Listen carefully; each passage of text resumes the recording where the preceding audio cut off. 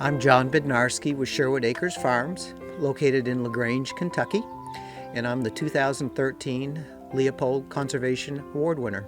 We're located in Oldham County, which is east of Louisville, Kentucky, kind of in the Ohio River Basin. And we have a small farm here that we started back in 2001. We found this 50-acre piece of land that didn't have anything on it, that had been overgrown for many, many years. And not knowing anything about farming, I needed a lot of help. First, I got involved with our conservation district and had our NRCS representative come out and work with me on a conservation plan. We knew that we wanted to protect what we had. It wasn't a lot of acreage. We're on a tributary here called Harrods Creek, which goes into the Ohio River, which is metropolitan Louisville's drinking water. So we knew we had an obligation there to take care of things. So he came out, worked with me on the conservation plan. We had the Forestry Service come out and take a look at our forest for habitat. And Fish and Wildlife also came out and kind of put together a whole plan of things that we could do on the property, because we really had an open, clean slate. Nothing was here. I received a call from Sand County Foundation talking about a mentorship program and asked if I would be interested in being a mentor. And I thought for about 5 minutes, and then I responded that I was very interested because of my beginning farmer situation and really not having a true mentor that was either part of the family or a neighbor or something like that. So it was really important to me. I thought that was a great chance to really use my knowledge and my expertise to help somebody else. Just say if we were going to move from this paddock to that paddock, how much time? So when I got a call about James Burch being down in Mississippi, going back to the family farm that had been kind of left dormant for 40 years, made me feel like he was getting into a lot of the things that I had gotten into starting on this piece of property that nothing had been done to. And James and I have talked about different best management practices that we've done here, talked a lot about equipment that we need to use or projects that we're going to work on. My name is James Burch. I farm in Lexington, Mississippi. I'm a beginning farmer rancher. I spent 40 plus years in the military, or 28 years as a green suiter, if you would, in the U.S. Army. And then I did another continuous hitch with the Department of the Army for 16 years. So I have a total of 44 years in the Department of the Army serving my country. The land that we own it's been dormant for about 50 years. And I grew up on the land, and I was sharing with one of my family members that we need to prep the land to pass it on to future generations, make it better than what it is when we received it. And so everybody looked at me and said, well, you don't have a job, why don't you take charge? Put a bucket of grain in the back. I was interested in the land ethics mentorship program, and I'm so thankful for Jon, because Jon is far advanced than I am, and I'm a novice. But when I introduce ideas or mention ideas to Jon told me he started from scratch, and I'm starting from scratch, but I have a vision, what I want as the end result. My vision is to create a incubator farm, if you would.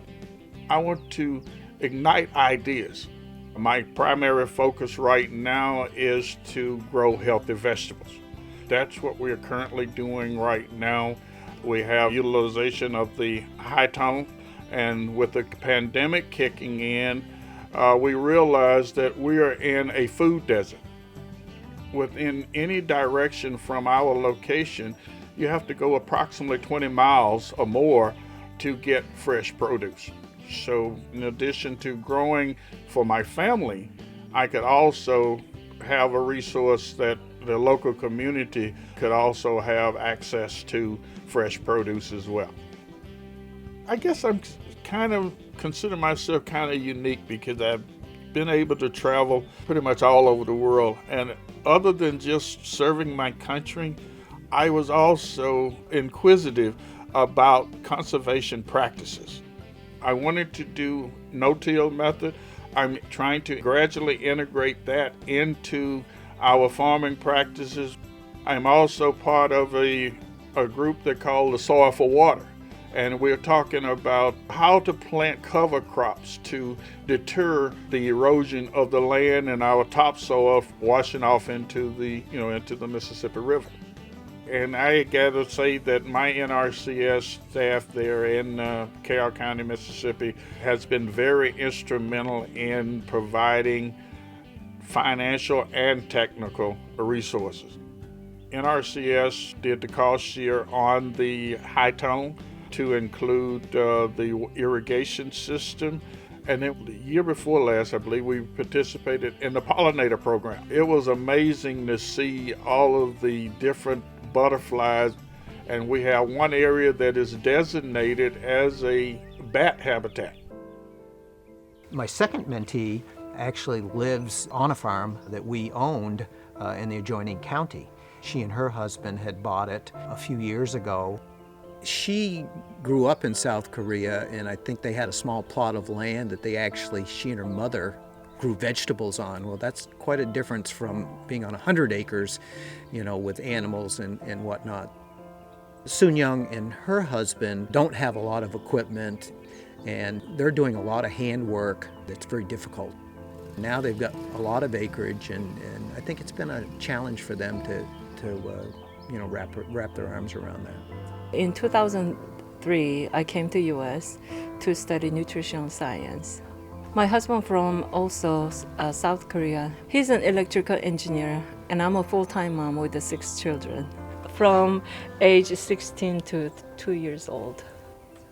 I grew up in a small self-sufficient farm in South Korea. We had to work always, helping our parents and do the farming work always.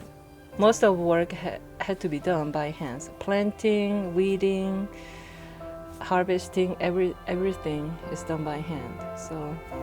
And it was a lot of work. My husband always wanted to raise his own chicken for quality eggs. And I like to do the garden work. We bought a farm from my husband's coworker. So we thought, wow, we could raise our own animal and grow our own vegetables as much as we could. So we were very excited, but at the same time, we were very nervous how we are going to manage this whole 102 acres of land. And honestly, we didn't know how to start. I didn't know anything about the farm tools. So then we bought a small tractor and chainsaw and a weed eater. Then we started to clear up all the overgrown bushes. First time when I was on the phone with Jon, I didn't even know what a steer or heifer was. Cows were cows. I didn't know. Oh, heifers, they're cows, right? That's what I asked. Okay. We started everything from zero. This farm life is very new to us. When he mentioned about the EQUIP program, so I stopped by Water Conservation Office. I told them that I've started to notice that our creeks start to erode and what can I do about it? And then they visited our farm and they suggested us to plant trees along the creek side, lots of trees. So we applied the EQUIP program and it just got approved. So we were very excited. Ultimately, our goal is to use our land properly while we are protecting the environment.